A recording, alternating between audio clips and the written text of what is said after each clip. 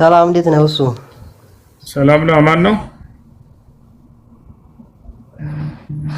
አለን። አይንህን አሞህ ፖስታ አይቻለሁ። እግዚአብሔር ይማረህ። እናመሰግናለን። እሺ አንድ ጥያቄ አለኝ። እሺ ጥያቄ ምንድን ነው? በእስልምና እምነት የሰይጣን ምስክር እውነት ነው ውሸት ነው ተብሎ ነው የሚታመነው? እሺ የሰይጣን ምስክር እውነት አይደለም። እውነትን ተናግሮ ከሆነ የዛኔ ይታያል ከኢስላም አንፃር ያለው ነገር ግን እንደ አስሉ እንደ መሰረቱ ሰይጣን የእውነት ምስክር ሊሆን አይችልም። እሺ ወደ ጥያቄ ሱራ 72 አላህ ልጅም ሚስትም እንደሌለው የመሰከረው ሰይጣን ነው። ይህን እንዴት ተቀበላችሁስ? ግን ሰይጣን ነው የሚለውን አውጣና ሳየና ትልቁ ላይ ነህ ክፈት። ያው ክፈት።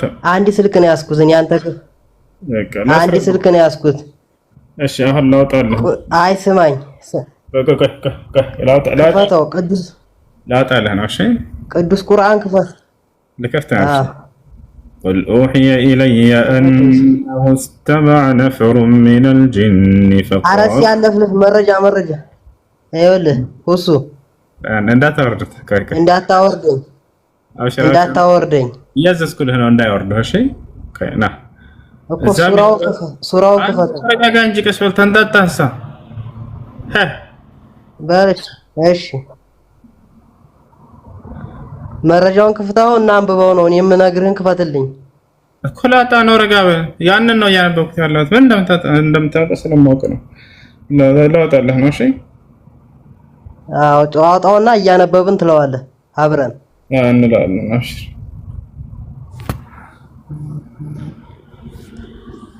ቁጥር ስንት ነው ያልከው? 72 ላይ ሱራ የጋኔን ምዕራፍ የሚለው ቁጥር ስንት ነው?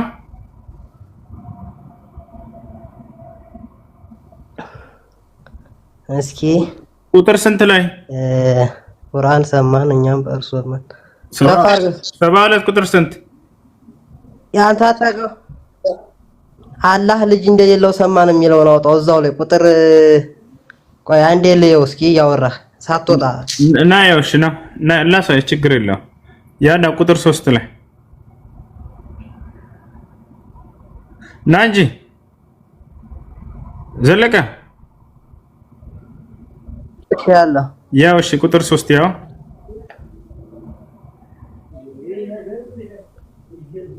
በያው አትጨርገው መጀመሪያ ያው ቁጥር 3 ላይ አላህ ልጅ እንደሌለ የተናገሩበት ያውና ይሄ ነው እኮ። ማን ነው እኔ እዚህ ጋር ጥያቄ አጋንንት አይደለም ወይ ነው? አልጠየቅክም። ሰይጣን ነው ብለህናል። ሰይጣን የሚለውን ቃል እዚህ ጋር አውጣና አሳየን። ያው ካለ ጋኔን ማለት ምንድነው? ጋኔን መልአክ ነው እንዳትለኝ መቼም፣ ወይም ነብይ ነው አትለኝም። በቃ እሱን እናስረዳሃለን። ግን ሰይጣን የሚል ቃል አለው አሁን እዚህ ጋር ያው የጋኔን ምዕራፍ ይኸውልህ ወደ ቀሳ መንገድ የሚመራን ቁርአን ነው። በእርሱም ማመን በጌታችንም እንናገራለን ይልና ቁጥር እስኪ ቁጥር 1 ላይ አድርገው። ቁጥር 1 ላይ አድርገው እስኪ። እሺ ቁጥር 1 ላይ ጂኒ ይላል። ይኸውልህ መሐመድ ሆይ በል እነሆ ከጂኒ የሆኑ ጭፍሮች። ጂኒ እንግዲህ መቼም ነብይ ነው ወይም መልአክ ነው አትለኝም። የተጠየቀውን አምጣ። ሰይጣን የሚለው ቃል እዚህ ጋር የት ነው ያለው? ጂኒ ማለት ምንድነው ላንቺ ብሮ? ጠይቀንና እንመልስልሃለን። ጂኒ ማለት ምን ማለት ነው ብለህ ትጠይቀኛለህ። ሰይጣን የሚል ቃል አለ ወይ እዚህ ጋር? ለምን ታውቃለህ? ጋኔንና ሰይጣን አንድ ነው። አዳምጠኝ። የቱ ጋር ነው ጋኔን ማለት ማን ነው አንድ ናቸው ያለ? ጋኔንና ሰይጣን ምንድነው የሚያለያየው? ንገረኝ። አንድ ናቸው የሚለውን ማስረጃ አሳየን።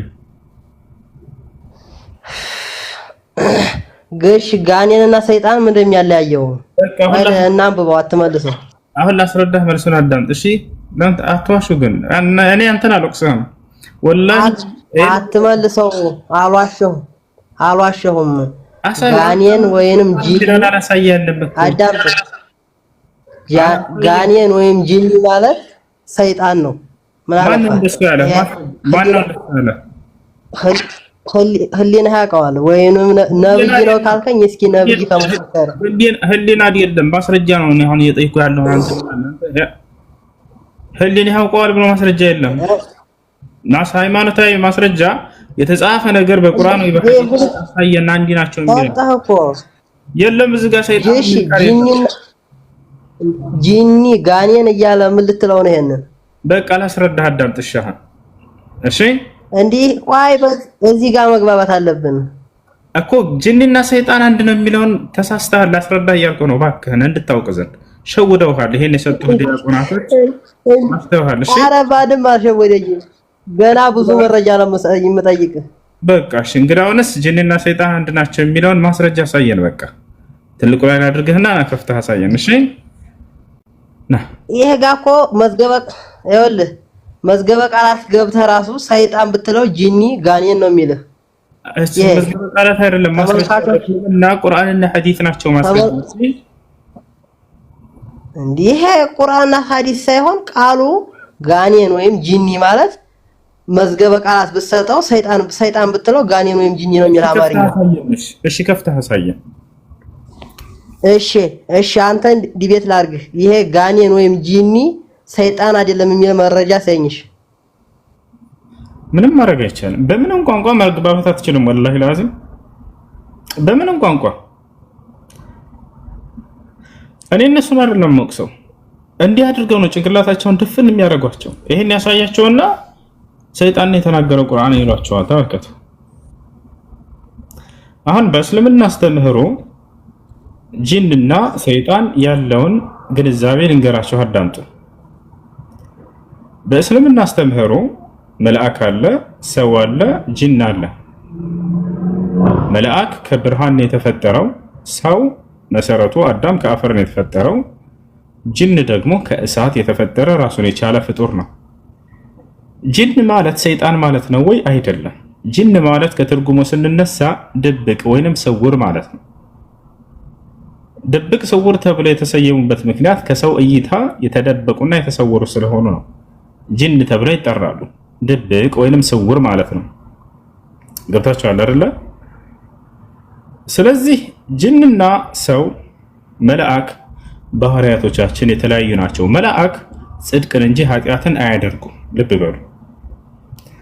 ሰውና ጂን ደግሞ ነፃ ምርጫ ፍቃድ የተሰጣቸው ፍጥሮች ናቸው ከእነርሱ። ስለዚህ የአምላክን ጽድቅ የሚያደርግም አለ፣ ኃጢአትን የሚያደርግም አለ። ከጂኖች አምጾ የካደና ያመፀ የወጣ አካል ከአምላክ ሕግና ስርዓት የወጣ ሰይጣን የሚለው ባህሪ በእርሱ ላይ ይውላል። ከሰዎችም ልክ እንዲሁ የአምላክን ሕግና ስርዓት አምጾ የወጣ ሰይጣን የሚል ባህሪ በእርሱ ላይ ይውላል። ሰይጣን የሚለው የባህሪ መጠሪያ እንጂ ስለዚህ የአካል መጠሪያ አይደለም።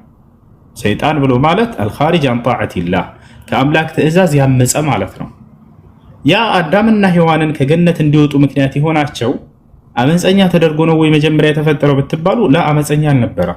የአምላክን ሕግና ስርዓት አልፈጽምም ባለ ጊዜ እዛኔ አመፀኛ ሆነ። ከዚያ በኋላ ሰይጣን የሚለው ባህሪ በእርሱ ላይ ዋለ። ገብታችኋል አይደል? ስለዚህ ማንኛውም ከጂኖች ጭፍራ አምጾ የወጣ ሰይጣን የሚለው ባህሪ በእርሱ ላይ ይውላል። ሰይጣን ብሎ ማለት አልኻሪጅ አን ጣዓቲላህ ከአምላኩ ትእዛዝ ያመፀ ይላል። አዳምና ሔዋንን ያሳመጻቸውን አካል ሲገልጸው አምላክ አላህ በቁርአን ላይ ምን ይላል? ካነ ሚነል ጂኒ ከጋኔን ጭፍራ ነበር አለ። ከዚያስ ፈፈሰቀ ዐን አምሪ ረቢሂ ከዚያም ከጌታው ትእዛዝ አመፀ አለ። የዛኔ ባመፀ ጊዜ ሰይጣን የሚለው ባህሪ በእርሱ ላይ ዋለ ማለት ነው። ገብታችኋል አይደል? ይህ ነው። ስለዚህ ከጅኖች የአምላክን ትእዛዝ ያመፁ ሰይጣን የሚለው ባህሪ በእነርሱ ላይ ይውላል። ከሰዎችም የአምላክን ትእዛዝ ያመፀ ሰይጣን የሚለው ባህሪ በእርሱ ላይ ይውላል። አላህ በቁርአን ላይ ከዛሊከ ጀዐልና ሊኩሊ ነቢይን ዐዱወን ሸያጢነል ኢንሲ ወልጂን የሰው ሰይጣን የጋኔን ሰይጣን እያለ ይገልጻቸዋል። ከሁለቱም የአምላክን ትእዛዝ ያመፀ ሰይጣን የሚለው ባህሪ በእርሱ ላይ እነርሱ ላይ ይውላል። ሰይጣን የሚለው ስለዚህ የባህሪ መጠሪያ እንጂ የአምላክን ትእዛዝ ያመፀ አካል መጠሪያ እንጂ የአካል መጠሪያ የሆነ አካል አይደለም። ሰይጣን ገብታችኋል አይደል? ያ አዳምና ሔዋንን ያሳታቸው የአምላክን ትእዛዝ ካመፁ የጅን ጭፍራዎች መካከል ነው። እሱ ተረዳችሁ? ይሄ ነው። ይሄን ይመስላል። ሰላም አለይኩም ወራህመቱላሂ ወበረካቱ። ሰላም ወራህመቱላሂ ወበረካቱ። እሺ እንዴት ነው ወንድም? ተሽሏል? አይኔ ጥያቄ ልጠይቅ ብዬ ነው። ጀዛከላሁ ኸይር። አልሐምዱሊላህ ደህና ነኝ። ተሻለክ? አልሐምዱሊላህ ማሻአላህ ወንድም፣ ማሻአላህ ማሻአላህ። ልጠይቅ ብዬ ነው። እሺ መርሐባ መርሐባ መርሐባ። እሺ አይ ቁጭ ብዬ አዳምጣለሁ። እሺ በቃ አይ ጀዛከላህ ኸይር። እሺ ጥያቄ ያለው ካለ መግባት ይችላል። ኢዛ ፊ መሲሕ ሙሕተረም ጠይቃችሁ ለማዳመጥ ቢያንስ ሞክሩ። እሺ ክርስቲያን ክርስቲያን የተነገራችሁ ማንኛውም ነገር ካለ ገብታችሁ ስትጠይቁ እኛ እናስተናግዳቸዋለን። ግን አዳምጡ። የማዳመጥ የሚባል ነገር ልመዱ። የተነገርነው ነገር ሙሉ እውነት ነው ብላችሁ ይዛችሁ አትምጡ። ምናልባትም የተሳሳተ ግንዛቤ ሊሆን ይችላል ያዝ ነው ብላችሁ ያንን አስቡ። ቢያንስ ማለት ነው ቀንሶስ ጠይቃችሁ መልስን ማዳመጥ ከአንጻር ይሄ እንዴት ነው? አሎ አቤት። ሰላም ሰላም። አያወራ ውሱ ላውራ። ሰላም አለይኩም። ሰላም ነው። ደህና ነኝ አልሐምዱሊላህ። ውሱ አንድ ጥያቄ ነበረኝ እዚህ ጋር ስለ ቀብር መዘየር ይቻላል ብሎ አንዱ ይከራከረኛልና እኔ ሰለምቴ ነኝ። እኔ ደግሞ አይቻልም ብያለሁ፣ ካንተ ተምሬያለሁ። እና ይቻላል ሼህ ምናምን እንደዚህ ሆኖ ምናምን ይባላል ይላል። እስኪ ጥያቄውን ስማና መልሱን ስጠን። እሺ ዚያረተ القبور መጠየቅ ይፈልጋል። እሺ ቀብር ዚያራ ይፈቀዳል አይፈቀድም? ይሄው ሄሎ አሰላሙ አለይኩም። አለይኩም ሰላም ወራህመቱላሂ ወበረካቱ። አንድ ልጆች ገስት ላይ ሰው አይታየኝም። ልጆች ከቻላችሁ ታብ አድርጉ፣ ኮፒ ሊንክ አድርጉ። እሺ የሚቀንስባችሁ ነገር የለም። አንዴ ከታብ ኮፒ ሊንክ አድርጉ። የቀብር ዚያራ ይፈቀዳል ወይስ አይፈቀድም የሚለውን ለማወቅ ነበር። እሺ ቀብር ዚያራ ነብያችን ሰለላሁ ዐለይሂ ወሰለም ሐዲስ ላይ ምን አሉ? አላ ኢኒ ኩንቱ ቀድ ነሃይቱኩም ዐን ዚያረቲ القبور አላ ፈዙሩሃ ፈኢነሃ ትዘክሩኩም الአኺራ። አዋጅ እኔ ቀብርን ከመዘየር ከልክያችሁ ነበር። አዋጅ ከዚህ በኋላ ፈቅጄላችኋለሁ፣ ዘይሩ፣ እርሷ አኺራን ታስታውሳችኋለችና አሉ። ስለዚህ ቀብርን መዘየር ይቻላል። አላማው ምንድነው ከተባለ ሁለት አላማ ነው። አንደኛው ምንድነው? ለልኢትዓፍ ለመገሰጽና ለመመከር ነው። ሁለት ለዚህ ነው ነብዩ ሰለላሁ ዐለይሂ ወሰለም እርሷ አኺራን ታስታውሳችኋለችና ብለው ሲናገሩ ጊዜ አንድ ሰው ይገሰጽ ዘንድ ሄዶ ቀብር ቢዘየር ችግር የለውም። ሁለተኛ ዓላማው ምንድነው? ለዱዓ ለልመይት ለሞተው ሰው ዱዓ ጸሎት ለማድረግ ነብያችን ሰለላሁ ዐለይሂ ወሰለም ሐዲስ ላይ በዘመናቸው አንድ ሰው ሞቶ በተቀበረ ጊዜ ምን አሉ? ሰሉ ለአኺኩም التثبيت فانه الان يسأل አሉ። ለዚህ ለሞተ ሰው ጸሎት አድርጉለት፣ እርሱ አሁን ይጠይቃል እንዳይቀብር ጥያቄ አሉ። በሌላ ሐዲስ ላይ ነብዩ ሰለላሁ ዐለይሂ ወሰለም استغفروا لاخيكم فانه الان يسأل አሉ። ለዚህ ለሞተው ሰው ምህረትን ተማጸኑለት፣ እርሱ አሁን ይጠይቃልና አሉ። ስለዚህ ለሁለት ዓላማ ነው። ነገር ግን ያን የሞተውን ሰው ሄዶ ለመለመንና ለመማፀን ከሆነ ይሄ ክህደት ነው፣ ከእስልምና የሚያስወጣ ነገር ነው። አይቻልም፣ አይፈቀድም። ገብቶሃል አይደል? ያ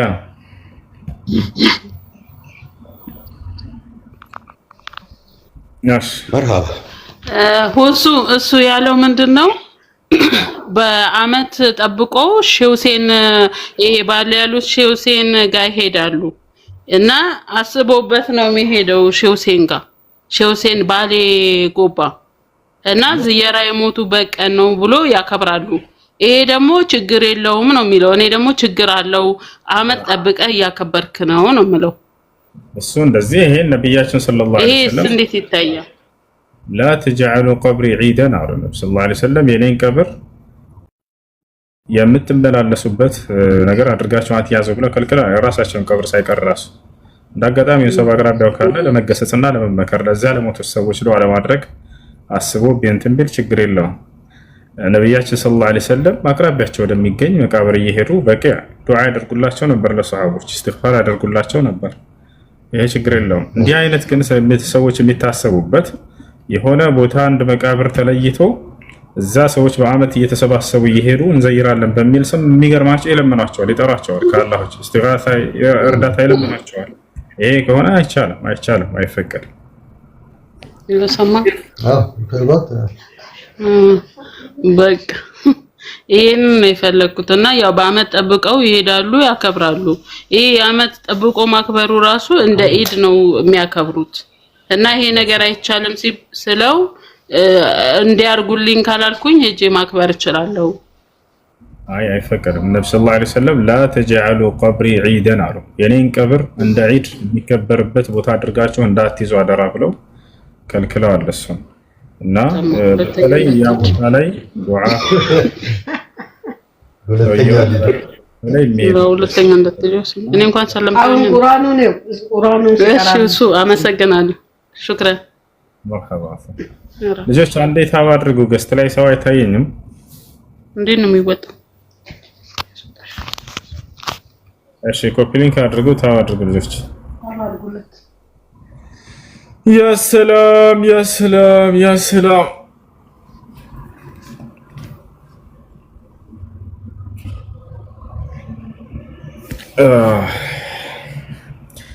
وقال الله لا تتخذوا إلهين اثنين إنما هو إله واحد فإياي فارهبون وله ما في السماوات والأرض وله الدين واصبا فغير الله تتقون وما بكم من نعمة فمن الله ثم إذا مسكم الضر فإليه تجأرون ثم إذا كشف الضر عنكم إذا فريق منكم بربهم يشركون أشي يقبع سوكال لما تيجي كشلال أربينش كارلاش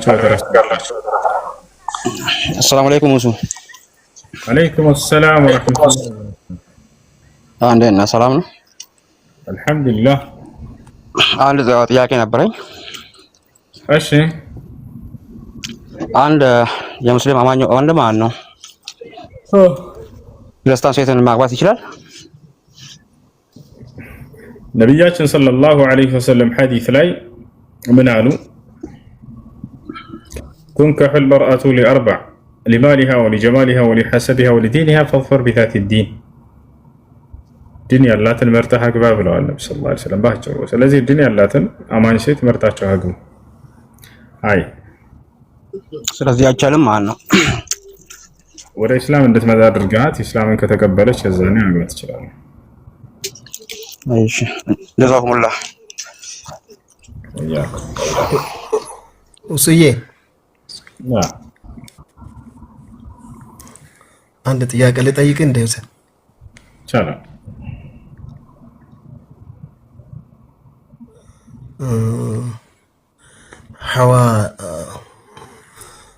ሐዋ ማለት ነው በሐዲስ ላይ ነው በቁርአን ላይ ነው ተጠቀሰው? ለምሳሌ አሁን ስሟ ከነብዩላህ አደም አለይሂ ሰላም ከግራ ጎናቸው መወለዷ መፈጠሯ በሐዲስ ላይ ነው በቁርአን ላይ ነው ስለሷ የተጠቀሰው? ማለት አልሰማውም እስከዛሬ ድረስ።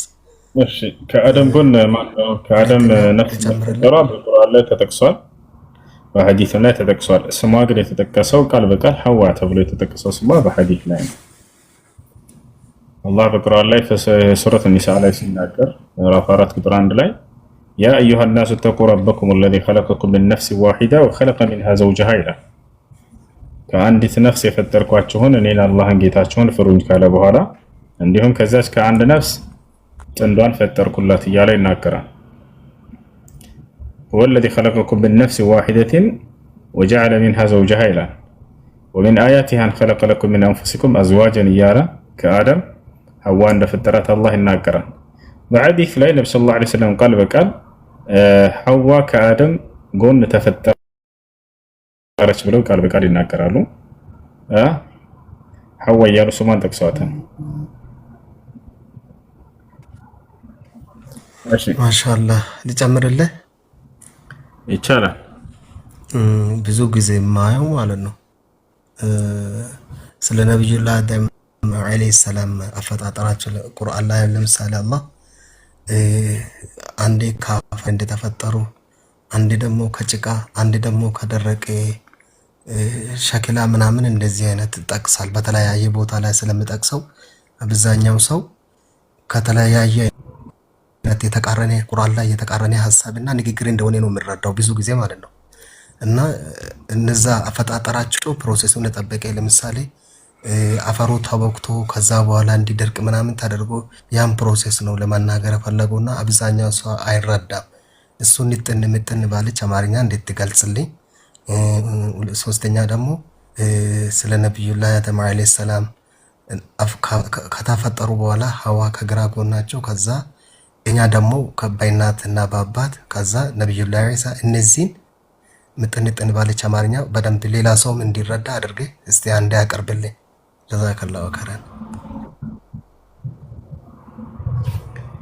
እሺ ስለ አደም አለይሂ ሰላም አፈጣጠር አምላክ አላህ ሱብሓነሁ ወተዓላ ከምን እንደፈጠረው ከተለያየ ቁሶች የተፈጠረ እንደሆነ ከምን ውህድ እንደተፈጠረ አላህ ሱብሓነሁ ወተዓላ ይነግረናል።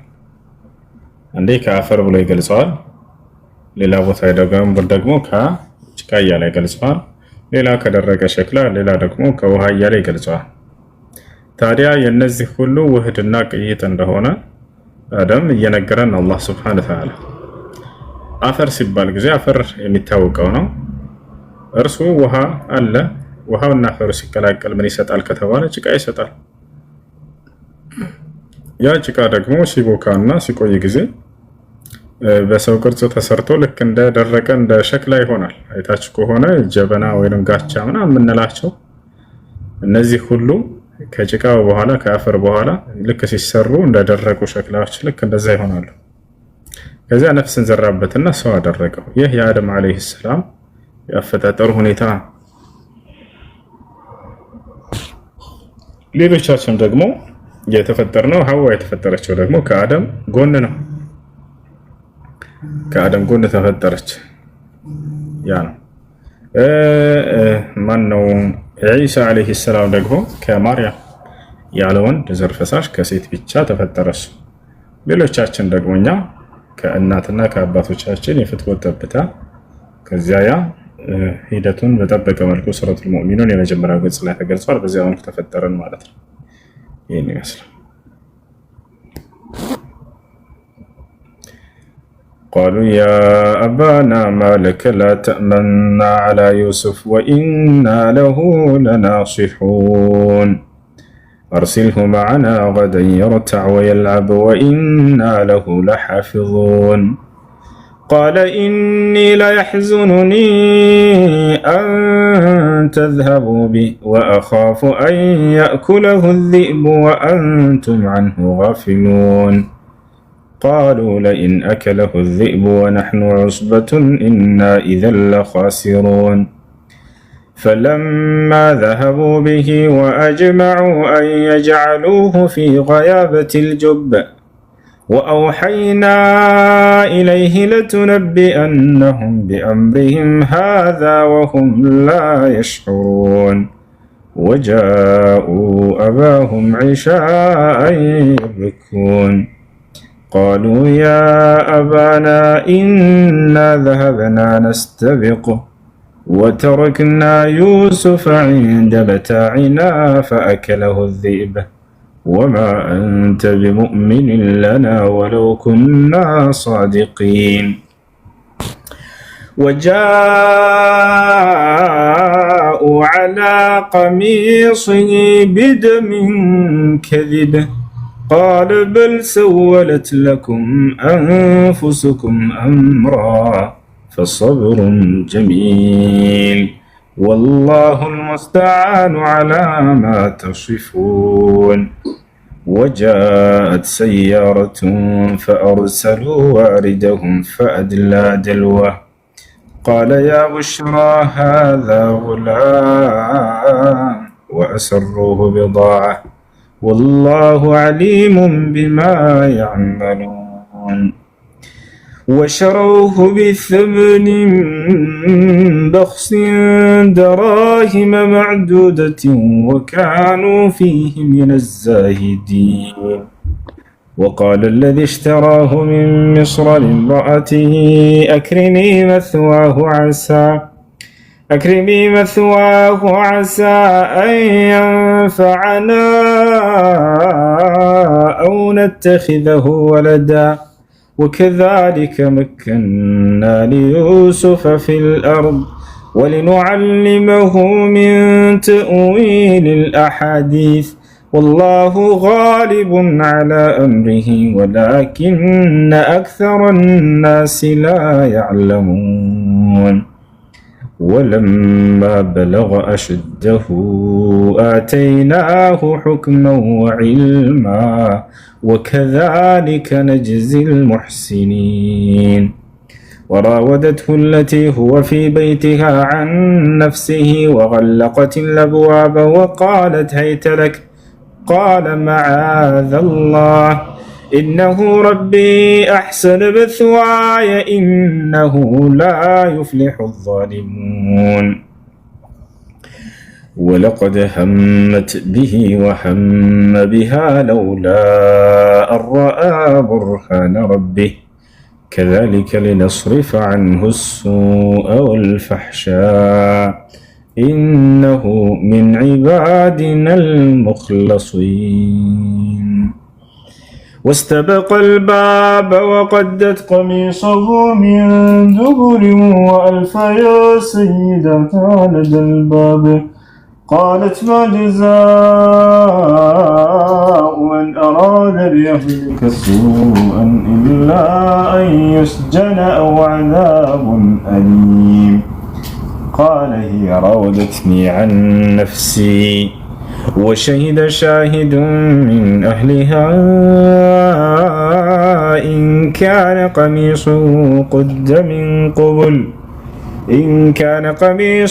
قد من قبل فصدقت وهو من الكاذبين وإن كان قميصه قد من دبر فكذبت وهو من الصادقين فلما رأى قميصه قد من دبر قال إنه من كيدكن إن كيدكن عظيم يوسف أعرض عن هذا واستغفري لذنبك إنك كنت من الخاطئين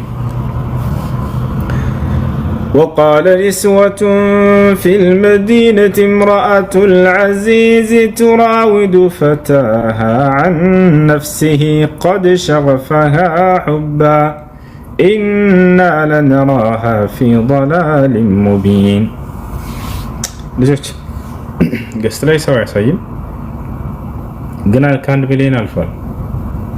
ስለዚህ አንዴ በሆስት ላይ አንድ ሰው ላክ አድርጌለት ለመልሰው ገስት ላይ ያሉ ሰዎች ካለ አውርዳቸው። ሆስት ራሱ መላክ አልችልም።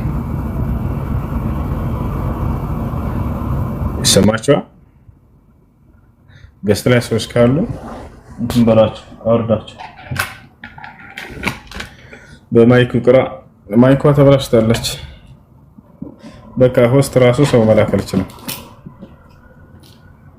ምን ይሻላል?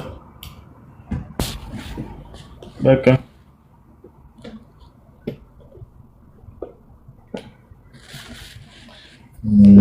لنراها في ضلال مبين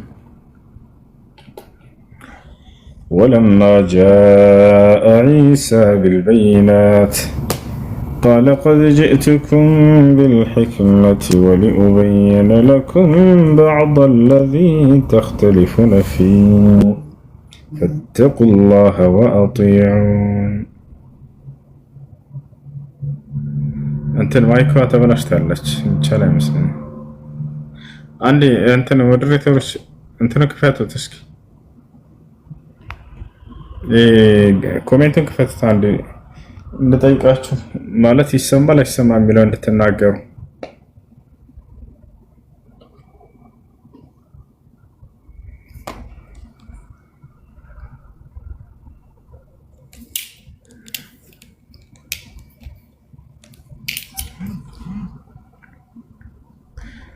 የማይክሮፎን ድምጽ ይሰማችኋል?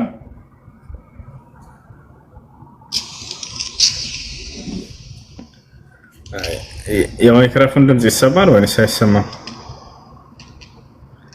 ይሰማል? فلما سمعت بمكرهن أرسلت إليهن وأعتدت لهن متكئا وآتت كل واحدة منهن سكينا وقالت اخرج عليهن فلما رأينه أكبرنه وقطعن أيديهن وقلن حاش لله ما هذا بشرا إن هذا إلا ملك كريم قالت فذلكن الذي لمتنني فيه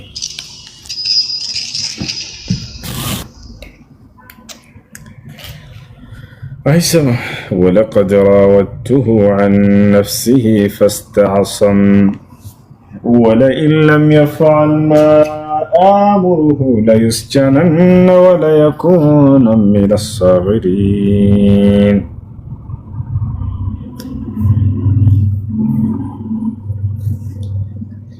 እሺ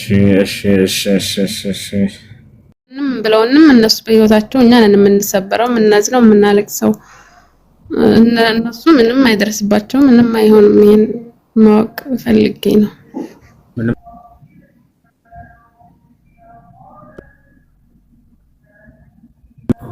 ምንም አይደርስባቸው ምናምን እንደሱ አይደለም።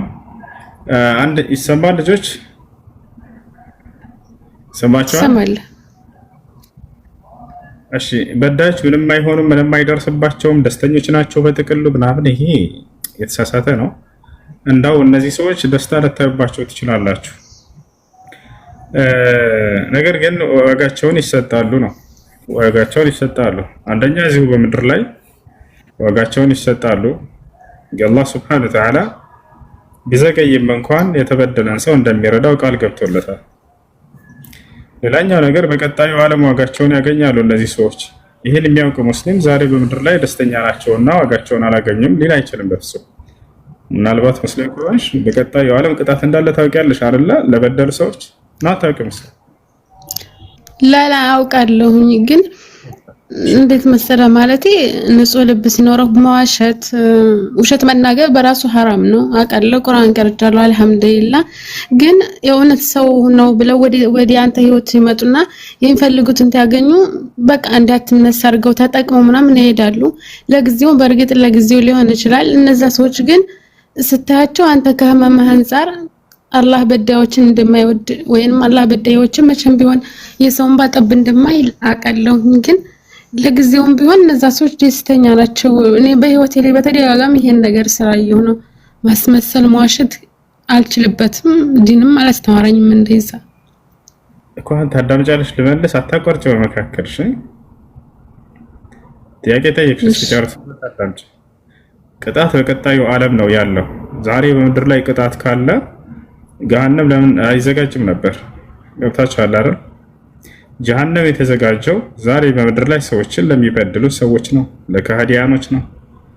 አላህ በቁርአን ላይ ሲናገር ወለው يؤاخذ الله الناس بما كسبوا ما ترك على ظهرها من دابة ይላል።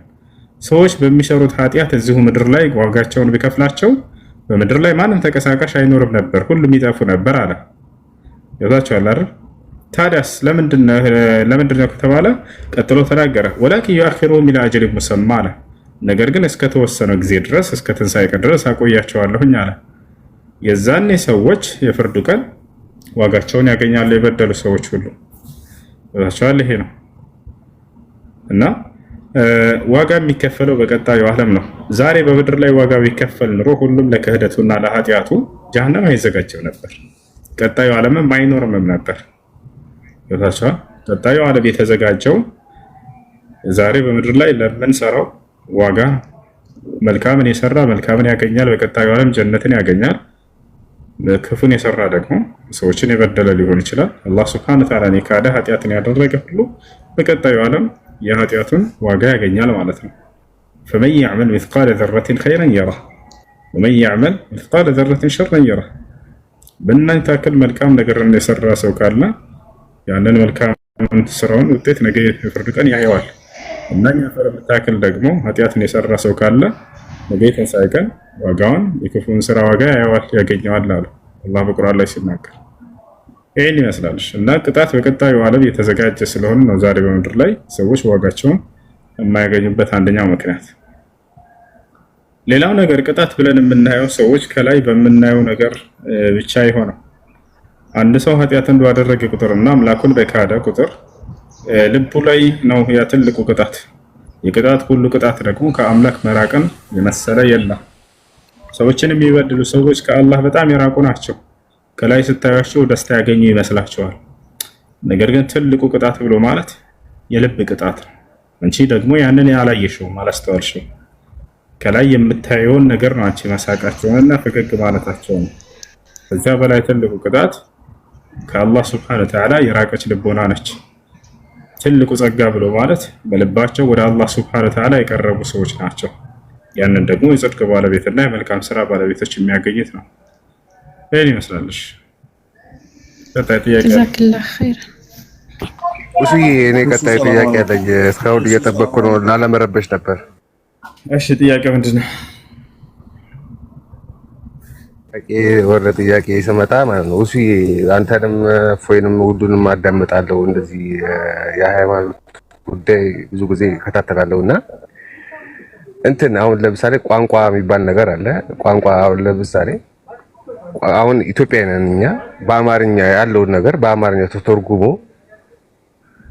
ለህብረተሰቡ ማለትም አሁን አንተ አረበኛ ብትሸመድድ አንተን የሚከተሉ ሙስሊም ሰዎች ማለት ነው አረበኛ ላያውቁ ይችላሉ።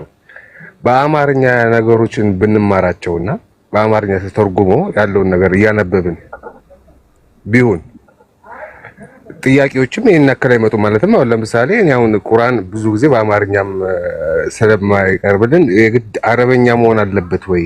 መጀመሪያ ይሄኛው መልስልኝና ወደ ላይ ቀጣዩ ጥያቄ እመጣለሁ። መልካም። ይሄ ሰው የከሰረባቸው ትልቁ ድራማ የክርስቲያን ልጆች ምንድነው? ያልተተረጎመላቸውም እኔ እየተረጎምኩ ጉዳቸውን አወጣለሁ እያለ ድራማ ሰራባቸው። እንዲሁም ደግሞ ተከታዮቹ የእሱ ጀሌዎች ስላልተተረጎመ ነው እንጂ እስልምና ቢተረጎም ኑሮ ቁርአንና ሐዲስ ማንም ሰው ሙስሊም አይሆንም ነበር እያሉ ተከታዩን ይደፍኗቸዋል ጭንቅላታቸው። የጀማዓ በፈጠራችሁ እስኪ ነው ይሄን ትልቅ ላይ እዚህ ያለው ላይ ትልቅ ውሸት ይሄ ውሸት ነው። አልተተረጎመምና ነው እያሉ የራሳቸውን ተከታዮች እያጀለሏቸው ነው። ተመልከቱ። ቁርአን ተተርጉሟል በአማርኛ ማየት ትችላላችሁ። ሐዲስ በርካታ ሐዲሶች ልክ እንዲሁ ተተርጉመው ተቀምጠዋል። በታቻለ አይደል? እየተረጎምን ያው 24 ሰዓት እኔ ሐዲስ እዚህ እየተረጎምን እያስተማርናቸው ነው። አያውቁም እናንተ ልጆች አረበኛውን በደንብ አድርገው እዚህ የምነግራቸው ልጆች ሳያውቁ ቀርተው አይደለም። ሁላቸውም የቀሩ ልጆች ናቸው። አረበኛውን የሚችሉ ልጆች ናቸው። ይችላል አይደል? ቁርአን በደንብ በአማርኛ ተተርጉሟል። ይሄ ነው። ይሄን የሚያደርጓችሁ ለምንድን ነው? ይሄን የሚያደርጓችሁ ለምንድን ነው? አንድ የተረጋጋ ጭንቅላታችሁን ወላሂ ለመድፈን ነው። ልክ እንዲህ እያደረጉ አሃ ያልተነገረ ነገር አዲስ ነገር እንዳመጣ አድርገው ይጫወተባል። ስለሚከፈለው ነው ልጁ እንደዚህ የሚያደርገው። ይሄን አብረዋት ያለ ልጆች ምስጢሩን እያወጡ ነው። ኃይለኛ ገንዘብ ይለቀቅብሃል፣ ይከፈላል ያው እየተናገሩ ነው። ይሄን እንዲያደርግ ከላይ ይከፍላሉ። ከላይ ያሉት የእናንተ እንትኖች ሰዎቻችሁ ወታቸዋል። እናንተን ጭንቅላታቸውን እንዲደፍን ነው ይሄን ገንዘብ የከፈሉት ያለው ወላሂ ለሌላ። እሺ እንደዛ ካልከኝ ደግሞ ማለት ነው እንደዛ ካልከኝ ለምን አትረጋግም? ለምን ትረብሻለህ? ቀስ በል እንጂ ይዛቻው። ከቅርብ ጊዜ ወዲህ ብዙ ሰው እየሰለመባቸው ነው። ለምን ይሄን ድራማ እንደሚሰሩ ነው። ህዝብ በምንድን ያዘው በቃ።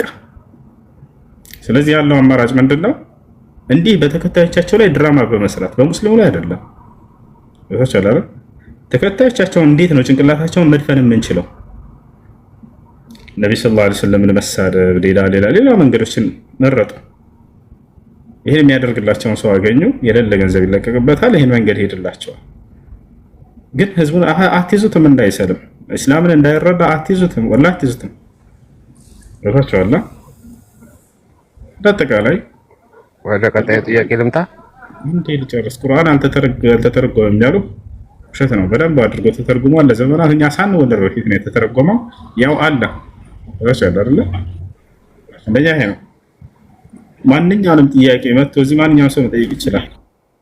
ማንኛውም ክርስቲያን ጥያቄ ያለው ካለ መጠየቅ ይችላል። እሱ መጥቶ እዚህ በሙስሊሞች ቤት አያወራም። እንደናንተ ደፍሮ እናንተ ትሻላላችሁ።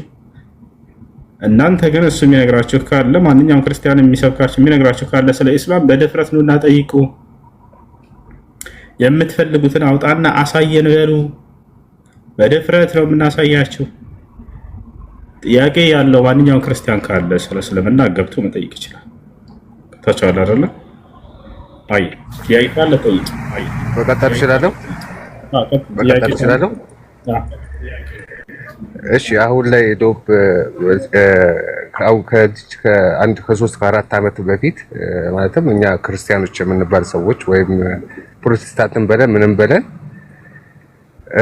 ስለ ሀበሽ ስለ ውሃብያ ምናምን አናውቅም ነበረ እና ስለ አርሽ ምናምን አናውቅም ነበረ። አላህ ከአርሽ በላይ ነው ምናምን የሚባለው ማለትም አንተ የምታስተምረው አስተምሮ ብዙ ጊዜ እከታተላለሁ ብያለሁ። እንደዚህ የሃይማኖት ንጽጽር ላይ ምናምን እሰማለሁ እና በአንተ በኩል የሚስማሙ አሉ፣ በአንተን ደግሞ የማይስማሙ አሉ።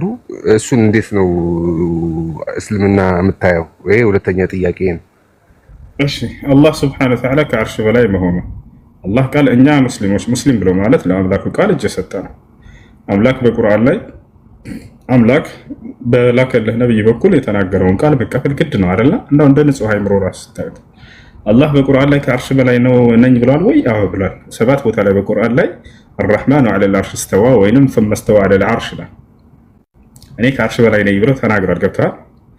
ያን የመጣውን ቃል ጠምዝዘው አይ እርሱ ከአርሽ በላይ አንልም ብለው የሚሄዱ ሰዎች ካሉ ይሄ ስህተት መሆኑን ግልጽ ቁርአኑ ይናገራል። እኔ ከአርሽ በላይ ነኝ ብሏል አምላክ አላህ ቃል በቃል الرحمن አዛኝ አምላካቸው አላህ على العرش ከአርሽ በላይ استوى ከፍ አለ። ይህን ሰለፎች እንዴት ተረጎሙት ሲባል ጊዜ የነብዩ ሰለላሁ ዐለይሂ ወሰለም ሰሃቦቻቸው ተማሪዎች የሆኑት እነ ሙጃሂድ እና እነ አቡል ዓሊያ ብናሉ አይ አላ ወርተፋ ይሄን አስቀምጦታል። እርሱ ከሁሉ በላይ ከአርሽ በላይ ሆነ ወይም ከአርሽ በላይ ከፍ አለ ብለው ተርጉመውታል። ይሄን ይመስላል። እሺ ይሄን ይመስላል። ስለዚህ ያን የተቃወመው ክርስቲያን አይደለማ የተቃወመው እነሱ እንደተቃወመው አድርገው ይሄን ነገር ይቀርጹላቸዋል። አሁንም ጭንቅላታቸው እየደፈናቸው ነው። ወላሂ ብሬ ነው። ይሄ ቆየ በእኛ መካከል ያለ ነገር ነው። ይሄ ከአርሽ በላይ ነው ወይስ አይደለም የሚለው ቆይቷል። ገብቶሃል አይደለ? ይሄ ነው ነገር። ግን አንተ እንደው ከክርስትና አንፃር ይሄንን እንደው ባነሳለህ እግዚአብሔር ከአርሹ በላይ ተቀምጧል፣ በዙፋኑ ላይ ቁጭ ብሏል። ምን ትላለህ? መጽሐፍ ቅዱስ ላይ ላሳይ። ይሄንን ነገር ቅድም በኮሜንት ራሱ ስነግርህ በኮሜንት ላይ ራሱ ጽፌ ማለት ነው ይሄን አከል አላቀም ብያለሁ። እሺ እግዚአብሔር ከአርሹ በላይ ነው ያለው፣ ቁጭ ብሏል፣ ተቀምጧል። ላሳይህ ወይ መጽሐፍ ላይ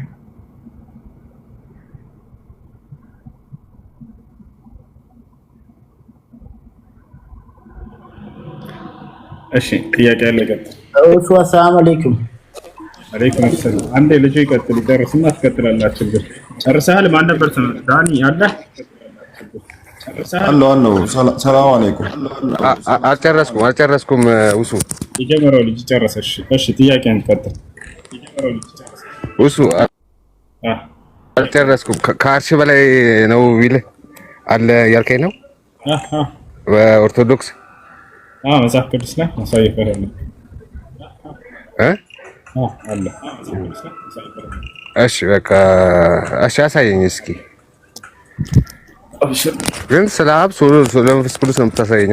ስለ ሶስቱም እግዚአብሔር የሁላቸው መጠሪያ ነው አይደለ?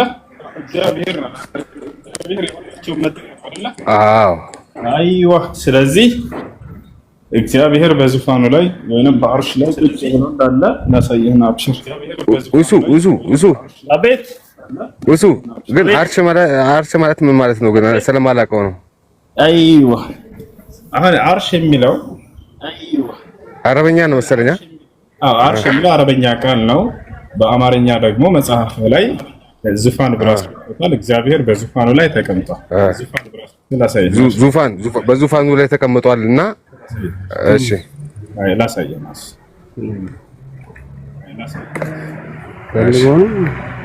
እንታ እና ደውላ ለግማሽ ለለቡ ተጣለ እናት ነገር ምን ካዘ ጋብዛለሁ ችግር እሺ ያውና ሚክያስም አለ እንግዲህ የእግዚአብሔርን ቃል ስማ፣ እግዚአብሔር በዙፋኑ ተቀምጦ የሰማይም ሰራዊት ሁሉ በቀኙና በግራው ቆመው አየሁ።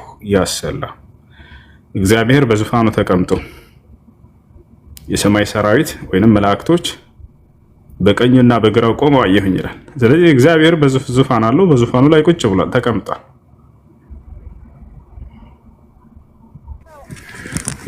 ዙፋንና አርሽ ግን አንድ ነው እሱ? አዎ ዙፋን ማለት አርሽ ማለት ነው። አንድ ነው? አዎ የአረበኛን መጽሐፍ ቅዱስ አይደለም። ዙፋን ማለት ነው መቀመጫ ማለት ነው አይደል? አይደለም እሱ? አዎ እሱ ነው። በዚህ አትስማማም? ዙፋን ማለት መቀመጫ ማለት ነው አይደል? አዎ ነው። አንድ ጊዜ ዙፋን በቃ በዙፋኑ ተቀምጧል ነው። አዎ አንዴ ዳኒ ላስረዳህ፣ አንድ ጊዜ ታዳምጠኛለህ? እሺ አንተ አስረዳኝ። እሺ አዎ ላሳይህ። ምን አለ መሰለህ አሁን አርሽ የሚለው የአረበኛ ቃል ነው። አርሽ የሚለው የአረበኛ ቃል ነው። ገብቶሃል? እሺ ምንድን ነው የሚለው አርሽ? አዎ አሁን ይሄንን ቀጥታ ያረሱ ስለማይን አርሽን ሌላ ትርጉም ካልሰጠህብኝ ያው ታይ እኮ አንዴ አዳምጠኝ ላስረዳህ። አርሽ የሚለው የአረበኛ ቃል ነው። አሁን ይሄን የአረበኛውን መጽሐፍ እሰማለሁ። አዎ ይሄን የአረበኛውን መጽሐፍ ቅዱስ ላሳየህ። መጽሐፈ ነገሥት ቀዳማዊ ምዕራፍ 22 ቁጥር 19 ላይ እግዚአብሔር በአርሽ ላይ ተቀምጧል ነው የሚለው። የአረበኛውን ላሳየህ። እሺ አንዴ ላሳየህ። በአርሽ ላይ ተቀምጧል። አዎ የአረበኛውን። እሺ ተው አምናለሁ፣ ችግር የለውም።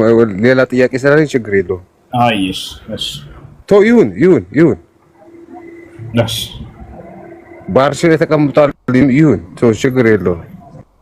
ይሁን ሌላ አታሳየኝ፣ ችግር የለውም። እሺ ተቀምጧል። እሺ አላህም ተቀምጧል ነው? አላህ ተቀምጧል ብለን አንገልጸውም። በቁርአን በሐዲስም አይደለም አላህ በቁርአን ላይ ተቀምጫለሁ አላለም የሚል ነው። እንደዛ ታዲያ የት ነው ያለው ታዲያ? አይዋ አሁን አንዴ ላስረዳህ። አርሽ ላይ ነው ያለው አይልም? አዎ ከአርሽ በላይ ነው። እሺ አይነ ይላል እንጂ ቁርአን አርሽ ላይ ተቀምጧል። አርሽ በላይ እሺ ቀጥልልኝ። እርሱ ባኢንም ምን ኸልቅሂ ከፍጥረቱ ሁሉ የራቀ ነው። ከአርሽ በላይ ነው እሱ እንጂ አርሽ ላይ ቁጭ ብሏል የሚል ቁርአን ላይ የለም። ወደ ላይ የክርስቲያኖቹ ቁጭ ብሏል ነው የሚለው። አዎ የእናንተ ግን ዙፋን አለው፣ በዙፋኑ ላይ ቁጭ ብሏል። ደል ብሎ በዙፋኑ ላይ። እሺ ቀጥል፣ አስረዳኝ። አሁን አባቴ አሁን ተመችቶኛል፣ ቀጥልልኝ። አዎ እሱ ነው፣ ይሄ ነው ያለው ነገር። ሌላ ጥያቄ አለ? ሌላም ከፈለክ ላስረዳህ እችላለሁ። እግዚአብሔር እግሮች አሉት፣ በእግሮቹ ይረማመዳል። እጆች አሉት፣ በእጆቹ ያጨበጭባል። ከንፈር አለው፣ በከንፈሮቹ ያቆራል። እንዴ ተወልዷልም እኮ እግዚአብሔር ስለተወለደው ተወልዷልም። በብሉይ ኪዳን ሲመለክ ስለነበረው ነው የምነግርህ። የዛኔ በስጋ ሳይገለጥ የነበረው በስጋ ሳይገለጥ የነበረው ያማ ከስጋ ከተገለጠ አብ ወልድ መንፈስ ቅዱስ ማለት ነው። በስጋ የተገለጠውን እሱን አይደለም። እሱም በእኛ ሰው ነው፣ ችግር የለውም። ሙሉ ሰው አካል አለው፣ እሱ አይደለም። ነገር ግን በብሉይ ኪዳን ሲያመልኩት የነበረው አምላክ ከንፈር አለው፣ በከንፈሮቹ ያፋል። ግን በነገራችን ላይ ጥሩ ጨዋታ ይዘን አሁን የእንትን ጨዋታ ገባ፣ ይሄ የማኮሰስ ጨዋታ ውስጥ ገብታል። እንደዛ ከተባለማ አላህ ፍሪዛም ነው ጸጉራም ነው? የለም። አዎ አላህ ፍሪዛም ነው? የለም። አላህ እንደዛ ነው። የለም እንደዛ ነው። የለም። እጅ የለውም እግር የለውም። እሱን ልመጣ ነው ላስረዳ። እጅና እግር የሚለው ላስረዳ። እሺ እሱን አስረዳኝ። አምላክ አላህ ሱብሓነሁ ወተዓላ አደምን በእጆቹ የፈጠረ ይላል። እጆች አሉት ብለን እናምናለን። ነገር ግን ምን አለ መሰለህ ከእኛ ከእጅ ጋር አይመሳሰልም። ያንተ አምላክ ግን እጆች አሉት፣ እጆቹ ልክ እንደ አዳም ናቸው። እንደዚህ ማለት ነው። ማሳየህ ከመጽሐፈ ያንተ አምላክ ግን እጆች አሉት፣ እጆቹ እዚህ ጋር ነው ችግሩ። እሺ ቀጥልልኝ፣ እየሰማሁ ነው። አዎ እኛ አምላክ አላህ ሱብሓነሁ ወተዓላ ለይሰ ከሚስሊሂ ሸይእ እየሰማሁ ነው፣ ቀጥልልኝ። ምስል አንዳች የለም እያለ ከኛ ጋር እንደማይመሳሰል ይነግረናል። ያንተ አምላክ እጆች ሲል ጊዜ ልክ እንደ አዳም ናቸው። የማን ከተባለ የሶስቱም የአብም የወልድም የመንፈስ ቅዱስ ነው። መጽሐፍ ቅዱስ ላይ ምን ይላል? በአብ ላይ በአዳም ላይ ያለው ሁሉ በአብም በወልድም በመንፈስ ቅዱስ አብ ላይ እያለ ይናገራል። ሁሉ ነገርም ይሆናል ልክ በአዳም ላይ ያለው ሁሉ እያለ ይናገራል። በቻሉ በአዳም ላይ ያለው እና እነዛ ሌላ ጥያቄ አለ? እሱ አቤት። ሰላም አለይኩም። አለይኩም ሰላም። እኔ ጥያቄ አለኝ ልጠይቅ። አንድ ጥያቄ አለኝ። እሺ። አንድ ክርስቲያን ወደ እስልምና ሲመጣ ኃጢአቱ በሙሉ ይሰረዝለታል አይደል? ያው ከሰዎች ጋር ያለው ሲቀር ከሰዎች የሰረቀው ገንዘብ ካለ ወይንም ደግሞ ከሰዎች የተበደረው ገንዘብ ካለ አይሰልምሃልና ይሄን ገንዘብ በቃ እንዳትመልስ አይባልም። ያን ይመልስላቸው። ከዚያ ውጭ ግን በግሉ የሰራቸው ኃጢአቶች ሁሉ ይማሩለታል። ለምሳሌ በአዳም አምልኮ ሲያመልክ የነበረ ይማራል። ልክ እንዲሁ ሲጠጣ ከነበረ ሲዘሙት ከነበረ እነዚህ የግል ኃጢአቶቹ ይቅር ይባላል። ከሰዎች ገንዘብ ጋር ንክኪ ያለው ነገር ከሆነ ያንን ግን ሊመልስላቸው ይገባል። ኦኬ። አንድ እስላም ደግሞ ሃይማኖቱን ለቆ ከወጣ ክርስቲያን ከሆነ ማለት ነው እስልምናውን ትተው በነጋታው ደግሞ ወደ እስልምና ቢመለስ እሱም ልክ እንደዛው ኃጢአቱ ይሰረዝለታል? እንዴት ነው? ከፍሮ ከሆነ ሰውየው ከአላህ ሱብሓነሁ ወተዓላ ርቆ ከሆነ አላህን ክዶ ከሆነ እንደገና ወደ እስልምና ቢመለስ ያለፈው ኃጢአቱ ይማራል። የሱም ልክ እንደዛው ይሰረዝለታል? ይሄ እንዲደረግልኝ ብሎ ግን ሰውየው ወደ ኩፍር መሄድ አይችልም። ኦኬ። ግን ውስጡ ነው ማለት ነው መታየት ያለበት። እዛው ኢስላም ላይ ያለ ተውበት ወደ አላህ ንስሐ ቢያደርግ ያለፈው ኃጢአቱ ሁሉ ይማርለታል። ኦኬ። አንድ ጥያቄ አለ ደግሞ ሌላ መጠየቅ እችላለሁ? አንድ ባልና ሚስት ሙስሊሙ ማለት ነው ሁለቱም ሙስሊም ናቸው። ባልየው እስልምናውን ለቆ ቢወጣ ከዛ ወደ ሚስትየው ቢመለስ ኒካው እንደገና ይታደሳል ወይስ እንደነበረው ይቀጥላል? ከፍሮ ከሆነ እንደገና ኒካህ መታሰር አለበት። الردة تبطل النكاح ከእስልምና ማፈንገጥ ኒካህን ያወርዳል። ኦኬ። ጥያቄን ጨርሻለሁ። በጣም ነው የማመሰግነው። እሱ በጣም ነው የምወድሽ። እሱ ሰላም አለይኩም። አለይኩም ሰላም ወራህመቱላህ። የኔ ጥያቄ እነዚህ ባንኮቹ በሙስሊም እንትን ብር የሚያበድሩት እንዴት ነው የሚታየው? ያለ ወለድ ከሆነ ብድር የሚያበድሩት ችግር የለም፣ ያን መበደር ትችላላችሁ። በወለድ ከሆነ አይፈቀድም። ሙዳረባ ብሎ አብሮ ሼር በማድረግ ምናምን የሚባለው አሁን ለሙስሊሞች የተዘጋጀ የሚባለው ከእስላም ጋር የማይጋጭ እስከሆነ ድረስ ችግር የለውም። እንዴት እንደሆነ የሚያበድሩት ያንን ከእስላም ጋር የማይጋጭ ከሆነ ችግር የለውም። በወለድ መልክ ከሆነ ያንን የሚያበድሯቸው አይቻልም። ኩሉ ቀርድን ጀረ ነፍዐን ፈሁወ ሪባ፣ ማንኛውም ትርፍን ያስገኘ የብድር አይነት ሁሉ ወለድ ነው።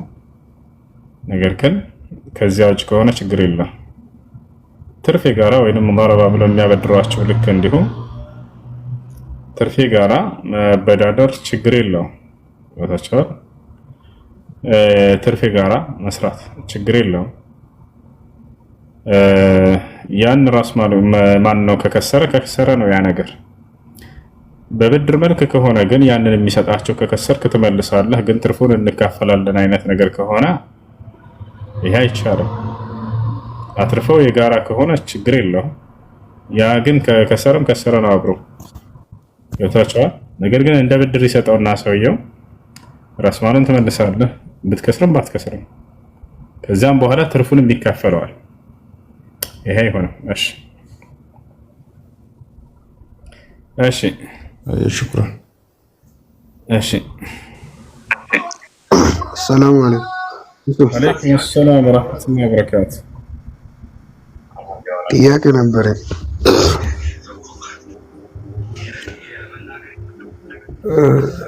የሆነ ጊዜ ላይ የሆነ ዱዓ አድርጌ ነበርና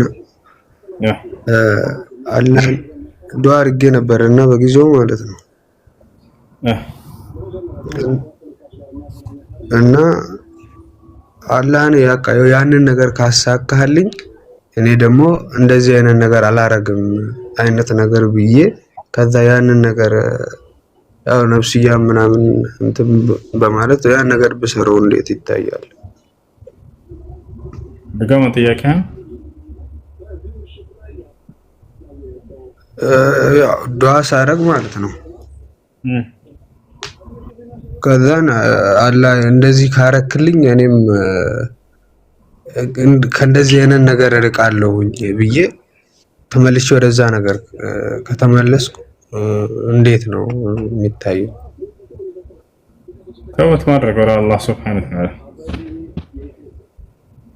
እሺ አመሰግናለሁ። እሺ ቀጥሉ።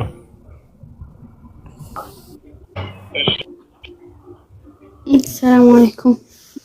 ወአለይኩም ሰላም። እንዴት ነህ? አልሐምዱሊላህ። ጥያቄ ነበረኝ። እሺ እኔ ሰልም ነበርና በዙሪያ ያሉት ሰዎች ለና ያሰለሙኝም ያኔ እስልምናን እንዳምን ያስተማሩኝ ልጆችም በዙሪያ ያሉት ልጆችም ወልድ አክባሪ ናቸውና ያለው እንትን ተጽዕኖ ፈጥሮብኛል። እሺ መውሊድን እንድናከብር በቁርአንም ሆነ በሐዲስ ላይ አልታዘዝንም። ካልታዘዘ ነገር ከሆነ ደግሞ ለመተው ቀላል ነው። ሙስሊም ብሎ ማለት ለአምላኩ ትዕዛዝ የሚታዘዝ ነው። ስለዚህ አምላክ ደግሞ በቁርአን ላይ ካላዘዘ ያንን ነገር ያንን ፈጸሙ ተገቢ አይደለም። ከዛ መራቅ ነው ያለበት።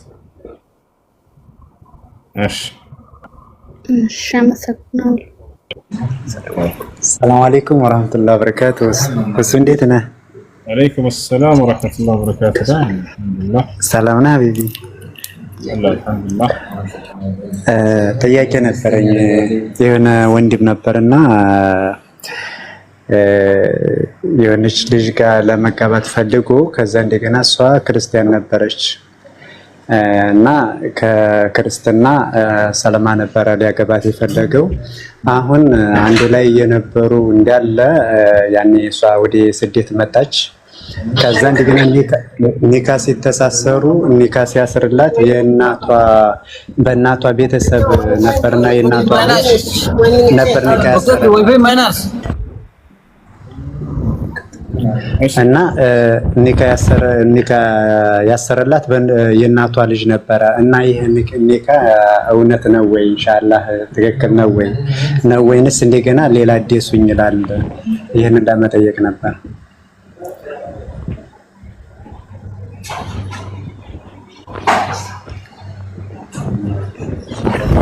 እሺ አባቷ ቤተሰብ ያስሩላት የለም?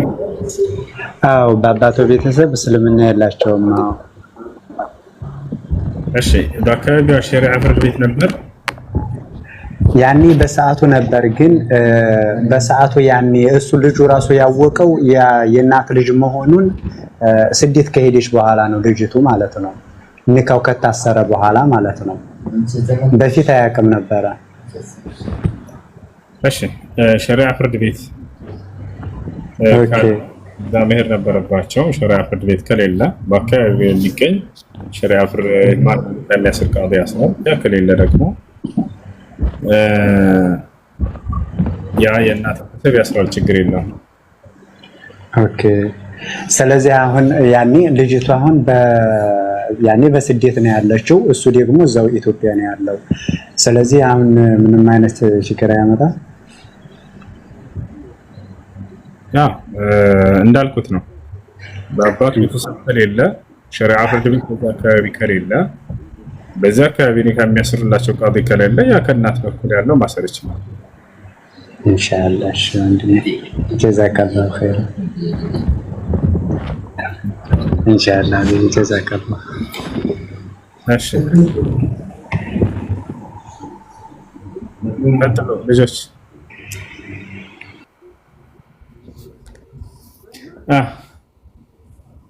ጥያቄ አለ? ከተም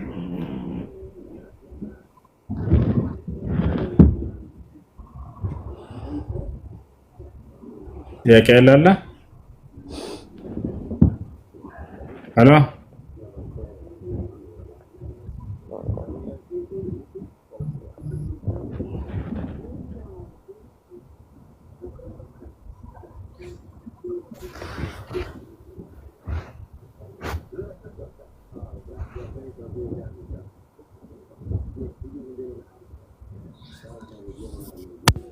እሺ እሱ ይሰማል? ይሰማል። ወአለይኩም ሰላም። ቆይ አንዴ እኔ ቀድምሻለሁ እናቴ፣ እኛም እንጠይቅበት። አንዴ ሚዩት አድርጊ ወይስ ስላስቀደምሽ? እሺ ቅደሚሽ።